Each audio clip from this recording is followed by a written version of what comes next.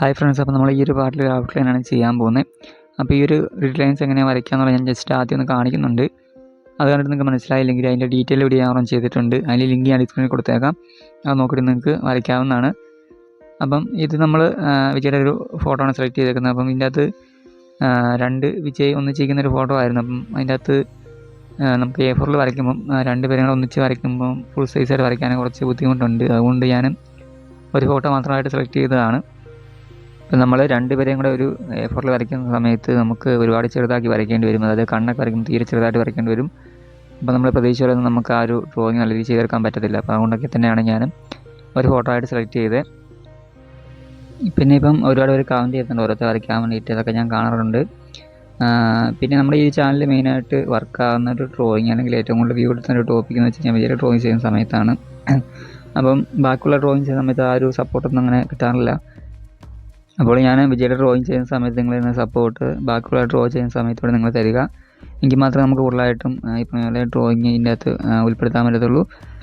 അല്ലെങ്കിൽ നമുക്ക് വ്യൂ ഇടുന്ന ടോപ്പിക് നോക്കി ചെയ്ത് പോകുന്നത് മാത്രമേ ഉള്ളൂ. കാരണം നമ്മൾ ഒരു കഷ്ടപ്പെടുമ്പോൾ നമുക്ക് അതിൻ്റെ ഒരു റിസൾട്ട് കിട്ടിയാൽ മാത്രമേ നമുക്ക് അതുകൊണ്ട് കാര്യമുള്ളൂ. അപ്പോൾ എല്ലാവരും കണ്ടൊന്ന് സപ്പോർട്ട് ചെയ്യുക. പിന്നെ ഡ്രോയിങ് പഠിക്കാൻ ഇഷ്ടമുള്ള നിങ്ങളുടെ ഫ്രണ്ട്സൊക്കെ ഉണ്ടെങ്കിൽ അവരിലേക്ക് വീഡിയോ ഷെയർ ചെയ്ത് സപ്പോർട്ട് ചെയ്യണം. പിന്നെ വീഡിയോ ഇഷ്ടമായി തീർച്ചയായും ലൈക്ക് ചെയ്യുക. അതുപോലെ നിങ്ങളുടെ അഭിപ്രായങ്ങളൊക്കെ നിങ്ങൾ കമൻറ്റായിട്ടാണ് ഞാൻ രേഖപ്പെടുത്തുക.